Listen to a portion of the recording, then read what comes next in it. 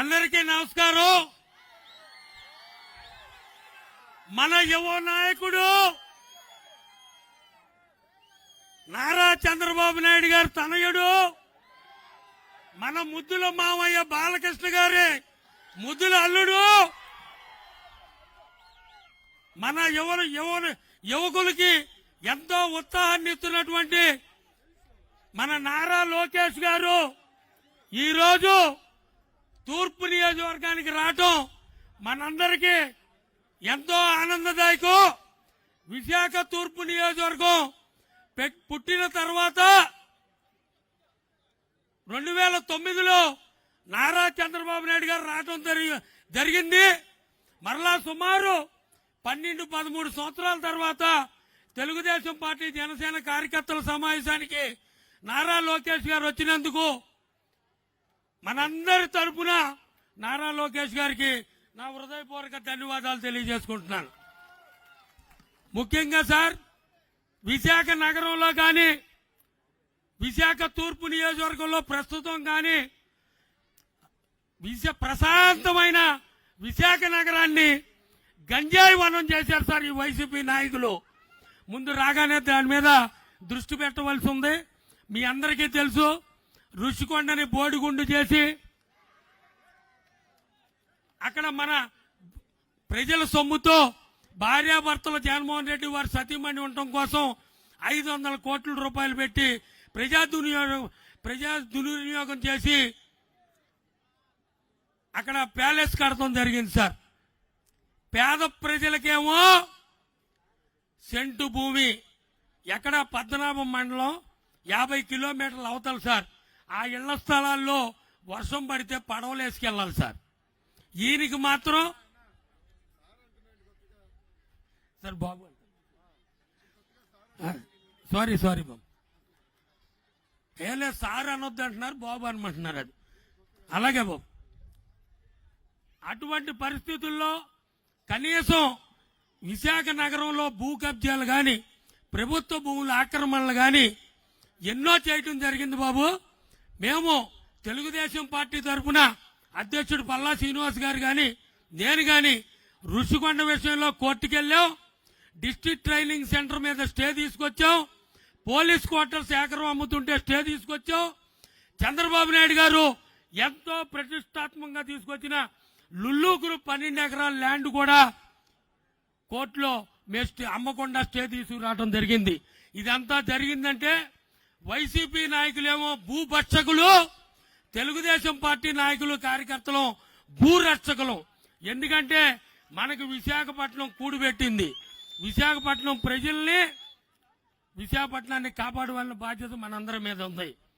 Hudhud తుఫాను సమయంలో చంద్రబాబు నాయుడు గారు చేసిన సేవ మనందరికీ తెలుసు, గుర్తుపెట్టుకోవాలా. ప్రపంచంలో ఎక్కడా లేని విధంగా 4 రోజుల్లో కరెంటు నీళ్లు ఇచ్చిన ఘనత మన నాయకుడు నారా చంద్రబాబు నాయుడు గారిది. అందువల్లనే రాష్ట్రం అంతా వైసీపీ గాలి వీచినా విశాఖ నగరంలో 4 తెలుగుదేశం సీట్లు ఎమ్మెల్యేలు గెలిచామంటే అది చంద్రబాబు నాయుడు గారి ఘనతే. ఇంకొక విషయం ఏంటంటే, కష్టకాలంలో ఉన్నప్పుడే వచ్చిన వాడు నిజమైన స్నేహితుడు.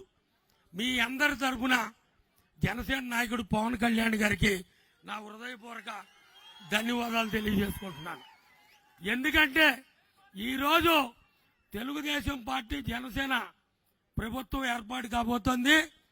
ముఖ్యంగా సార్, విశాఖ నగరంలో ఎన్నో ఆస్తులకు దోపిడీ అయినాయి. ప్రభుత్వ భూములు, ప్రైవేటు భూములు.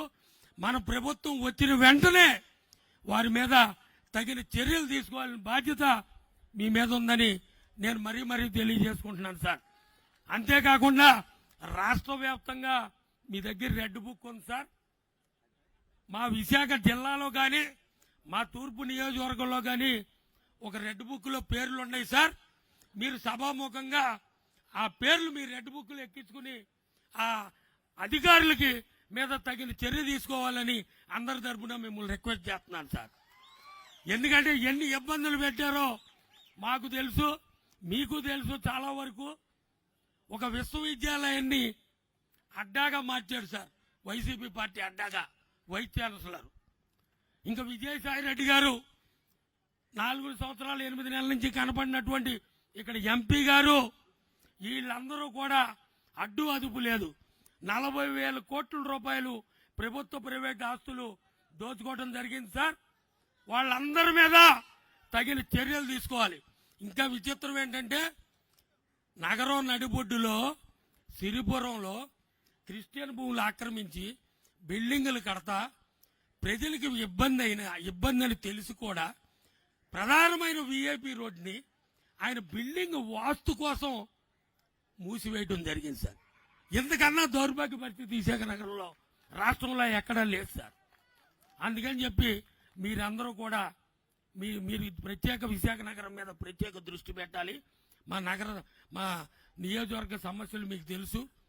మీరు అవన్నీ స్పందించి మా నియోజకవర్గ ప్రజలకి తగిన హామీ ఇస్తారని తెలియజేసుకుంటూ, విశాఖ నగరంలో ఏ కార్యక్రమం జరిగినప్పటికీ కూడా విశాఖ తూర్పు నియోజకవర్గం నుంచి ఎప్పుడూ కార్యకర్తలు నాయకులు అధిక సంఖ్యలో పాల్గొంటాం సార్.